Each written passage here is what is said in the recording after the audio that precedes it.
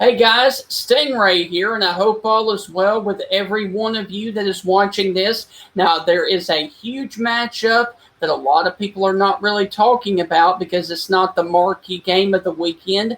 However, this weekend on Saturday, the Liberty Flames and Hugh return to Oxford, where he was the coach for 6 seasons. I was very lucky to be able to sit in on Coach's press conference on Monday as he talked a lot about his time at Ole Miss and his memories. So we are going to start right now with what he said in his opening statements about the week of going down to Oxford, Mississippi. I thought, I was real pleased with the way our kids played Saturday, and I loved the way the game started. Defense getting turnovers and us punching in a couple touchdowns. So I thought it was one of our better games. We took care of the football, and I thought defense, 8 of 14 drives were 3 and out, 14 tackles for loss. Offense had 9.6 yards of play and 14 explosives. So solid day.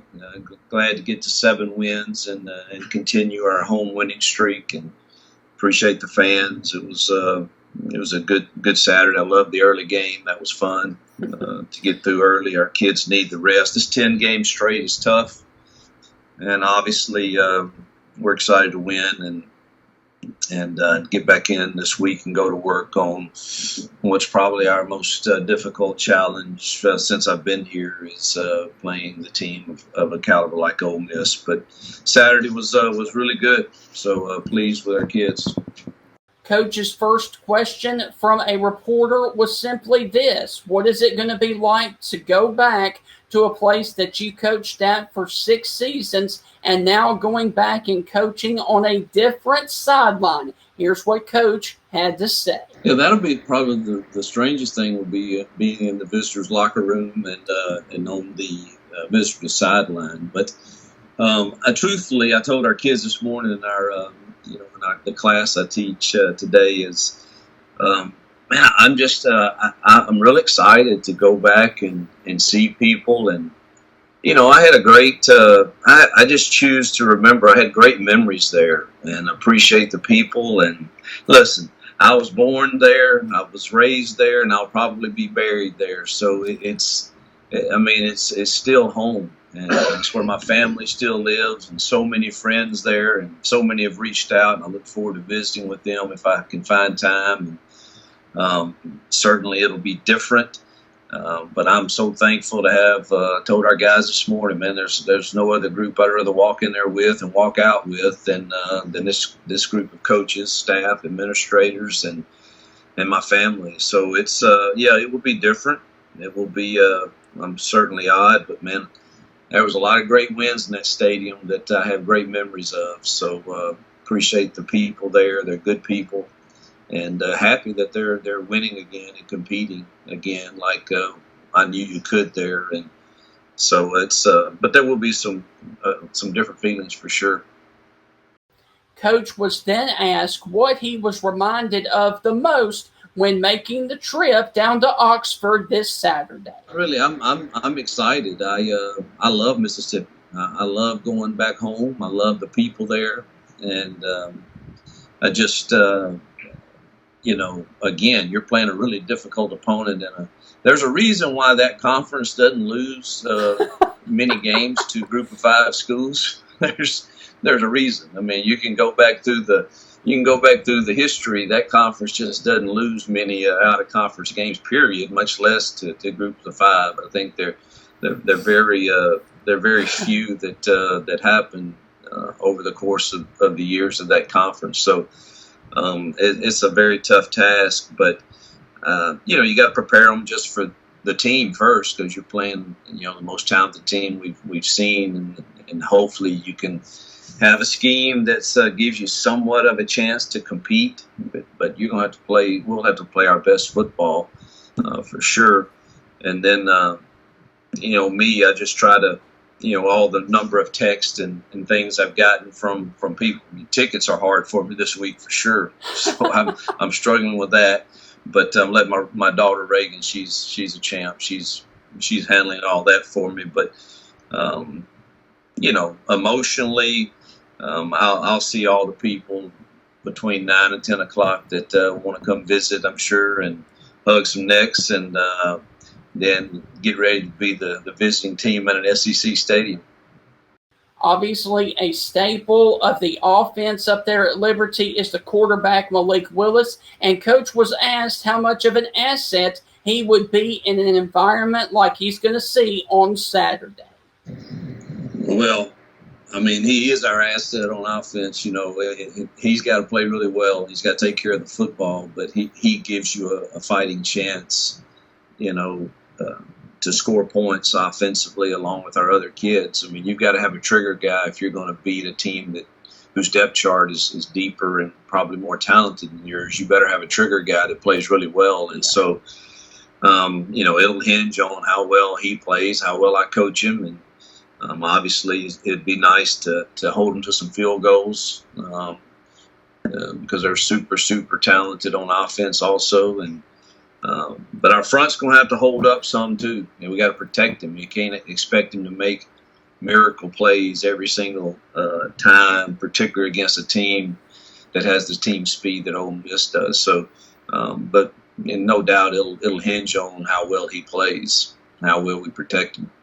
With Malik Willis being a dual-threat quarterback, Coach was then asked how much of an asset he was on the practice field for his defense to get ready for a caliber player like Matt Corral. Yeah, it's really different because we don't let them touch Malik, and he really doesn't. We don't run around with him like Matt Corral will. I mean, Matt is a incredible talent. Recruited him when I was there, and I love watching. You can really get enamored with watching the tape of their offensive system, their scheme, and the way he just performs in it. And he knows when to pull it down and go get him a dirty three, and it turns into a lot more sometimes for him, and he knows where the ball should go. He's playing at an extremely high level. So it's kind of hard to, we probably only go against the defense twice in a week, and those are not Malik running around during those. Caden Salter will help us some this week in trying to perform somewhat near the standard that Matt plays at. So it's tough to prepare for, and there'll be an adjustment period of the speed to which they play. I mean, they play as fast as anybody in the country when they want to, and Jeff Levy's done a heck of a job, he and Lane, with their offensive system. Now, obviously, both coaches in this matchup this weekend love to spread it out and score a lot of points. So the question was asked to Coach, what were the similarities between Lane Kiffin's offense and his offense? Here's what he had to say about the offensive schemes. He's got a lot of players. He's got bigger offensive linemen, faster receivers and tailbacks, and quarterback. We're close, but the systems we can make ours look just like theirs. If need be. So they're all based in the same world. They certainly are very, very similar.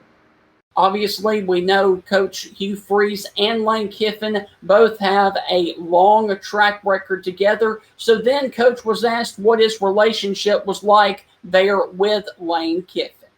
Really good. I admire and respect Lane as a ball coach, and I mean he's one of the best offensive minds, in our time. And what he's done there is proven what I always believed to be true and felt like we showed, is that you can compete. I mean, they're on track to get a 9-10 win season, maybe more. I can't remember how many games they have left, but not going to surprise me at all. And, he's put together a great staff, and, my relationship with him is good. He was always so kind when we were able to beat them when he was at Alabama along with Kirby and Nick, and so he was just very generous. He'd stay after to see me hours after a press conference. When he first got the job, I happened to have to land there one night on the snowy because the snow was forced the plane to land in recruiting, and we caught up with each other at Grill House there, and enjoyed. I'm happy for the people there. I'm happy that they're winning. They got a great AD in Keith Carter, and that was an important hire for him. So, Lane and I have always had a good relationship, and obviously his brother coached with me for years. So, love his dad. Monty has always been a heck of a guy to be around too. So, got a lot of respect for Lane. Now, obviously, we know that the SEC stadiums can be rather raucous, and especially up there in the Grove, where they've never lost a party. So then Coach Freeze was asked what he was going to do to prepare his team this week for what is possibly the most ruckus crowd that they have experienced while being in the FBS. We'll do the same things we've done before: crowd noise, etc. That's about the max that you can do is make it as chaotic, in practice as you think it could be on game day. I'm glad it's an early morning kick. I've seen the differences in those stadiums from early morning to late at night. Maybe that helps some, but we'll prepare. We did not, Syracuse was extremely loud in the dome, and we've got to handle it better than we did there early on for sure.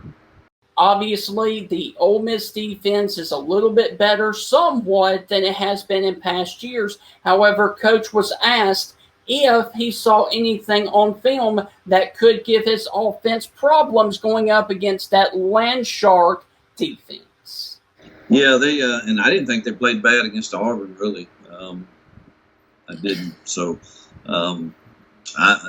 they're an SEC defense. That's number 7 is a handful. I think he's either 1 or 2 in the SEC in tackles for loss or sacks. He's KJ Hill, 55's big time strong nose guard that is very, very difficult to move. 1 and 3 are very active and athletic. On the back end, 44, the transfer, I think really improved their football team. He plays so hard, great tackler, really good linebacker. And, on and on. They've got, really good players. And Durkin knows exactly what he's doing. And they'll be well coached and very difficult for us probably to sustain long drives on. So got to find a way to get a few stops for sure, and then we've got to try to stay on schedule. If we get behind the chains, we'll have a long day. And finally, I am very, very happy and very excited because I was able to join in the press conference and ask one final question before they got out of there. Here's my question that I asked Coach Freeze this past Monday. Let's go to Stephen Ray in Tuscaloosa, part of the Stingray show. Coach, how are you, sir? What's going on, Stingray? I'm doing good, man. Listen, what is your message going to be for the team this week as you guys prepare to head down to Oxford? Yeah, I talked to him this morning. On Mondays when I always introduce kind of the theme of the week. And, I went a little long this morning, about 30 minutes, and just talking about being present in the moment, and that life truly is a game of inches. Yeah. And I shared with them truthfully my true feelings about that place and the people there and my time there, and but at the same time how thankful I am to be with them here on the mountain. And that I'm so excited. These last 3 games, man, we've got great opportunities, and opportunities don't always go your way, but man, it's fun to prepare and try to do that. And so I'm just thankful that the families that make up this staff, including mine, and our kids, that we get to be present in the moment. And let's be present today, tomorrow, and then for certain, Saturday, let's stand well together. Thank you, Coach, and go Flames. Thank you. You're looking good, man. Yes. I'm proud of you. Yes, sir. Thank you. And that wraps up the press conference review right there as the Liberty Flames and Coach Freeze prepare to come down south to take on the Ole Miss Rebels at 12 p.m. Eastern, 11 a.m. Central on the SEC Network right there in Oxford, a place that Coach Freeze coached for 6 wonderful years up there for the Rebels. And I am very, very excited to announce that I have been granted media credentials to go to the Ole Miss Liberty game in the morning. So I will be there with bells on, not really, but I will be there definitely with the media credentials and media passes. So if you guys see me out there, make sure that you give me a shout out and tell me hello and all of that stuff. This is my second trip up to the Grove. I'm looking forward to it. And guys, I hope that y'all have a great rest of your evening, a great weekend of college football. And as always, God bless. Hope you enjoyed this press conference review from head coach Hugh Freeze and Liberty. I want to thank everybody for watching this. And once again, I do want to thank Coach Hugh Freeze of Liberty and the Liberty Sports Information Director, Mr. Todd Wetmore, for allowing me to use this coverage right here on the CTS interview room. Hope you guys have a wonderful, great rest of your Friday. Great weekend, like I said, and please do us a favor and subscribe to the YouTube channel.